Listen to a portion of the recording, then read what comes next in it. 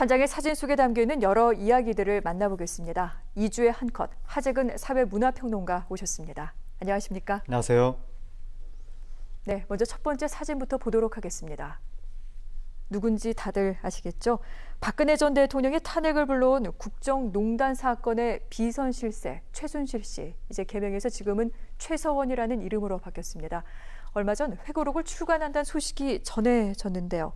옥중 회고록을 이제 출간하는 겁니다. 일단 배경부터 좀 짚어주신다면요. 그러니까 최서원 씨가 회고록을 글자 그대로 옥중에서 썼다는 거예요. 네. 그래서 이게 지금 다 원고가 완료가 돼가지고 다음 주 월요일 날 나온다는 겁니다. 네. 거기에서 뭐 여러 가지 억울함을 강조한다고 지금 현재 알려져 있고 뭐 사실관계를 밝힌다고 하는데 과연 진실을 있는 그대로 밝힐 것인가에 대해서 의문이 조금 있습니다. 왜냐하면 최서원 씨가 국정농단 사건으로 구속된 이후에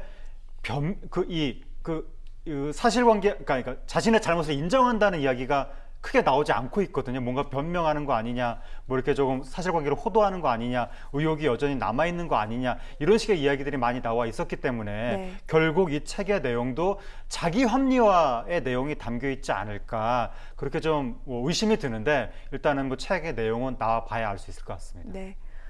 최 씨는 이번 원고 자신의 변호사인 이경재 변호사를 통해 보냈다고 그렇게 전해졌는데 회고록 내용 어느 정도까지는 좀 전해진 부분도 있습니다. 이런 내용도 있다고 해요. 박근혜 전 대통령 옆에 있으려고 자신은 이혼까지 했다. 이런 내용까지 있다고 하는데 이 밖에 좀 알려진 내용들이 있습니까? 네, 현재 일부분이 지금 보도가 되고 있는데 네. 이제 정윤회 씨 남편이 박근혜 전 대통령을 떠나라. 이렇게 이제 권유를 했다는 거예요. 난 떠날 수가 없어서 남편을 떠나보냈다. 그리고 내가 박근혜 대통령 옆에 있었다. 박 전 대통령 옆자리를 누군가 채워야 된다고 생각을 했다. 네. 청와대에 들어갈 때부터 나는 투명인간이 됐다. 박 전 대통령이 내가 노출되는 걸 싫어했다. 이런 식의 내용이 있다고 하고, 그리고 또 이제 언론에 소개된 내용이 조국 전 장관을 맹 비난했다.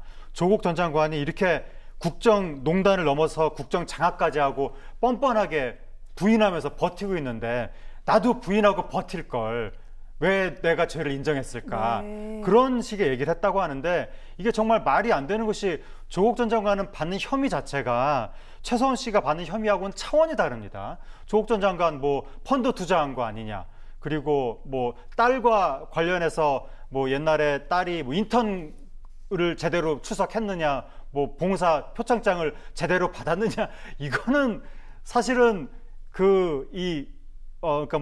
뭐라고 사안을 제가 규정할 수는 없지만 국정농단하고는 비교가 안 되는 거거든요. 네. 그거를 비교한다는 것 자체가 이분이 여전히 죄의식이 없는 거 아니냐, 여전히 지금 자기의 잘못을 인정하지 않고 있는 거 아니냐, 그런 생각이 드는 거고, 그 다음에 조국 전 장관의 딸하고 자신의 딸을 이제 비교를 한다면 그것도 말이 안 되는 게, 지금 최서원 씨의 딸은 표창장, 인턴 그게 문제가 아니라 이화여대 총장이라든가 교수들하고 짜고 입시 부정을 저지르고 그 다음에 학점도 부정하게 받고 네. 그랬던 것인데 이거를 어떻게 표창장 이런 거랑 비교를 하는지 이해가 되지 않고, 또 어떤 말을 했냐면 내가 권력과 명예를 쫓는 사람이었다면 한 자리 차지했을 것이다, 이런 말을 해가지고, 아니 이분이 뭐라고 한 자리를 차지하는지, 그러니까 자기가 한 자리 차지했을 것이다라고 당연하게 이야기하는 것 자체가 얼마나 이분한테 특권의식이 있는지 네. 그걸 좀 엿보게 하는 것 같은데, 더 구체적인 내용은 아직 전모가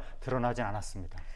이렇게 말씀을 해주신 것만으로도 그때의 기억이 새록새록 떠오르게 되네요. 네. 알겠습니다. 참고로 지금 최서원 씨에 대한 국정농단 파기환송심은 징역 18년이 내려졌습니다. 오는 11일에 대법원 선고가 예정돼 있습니다.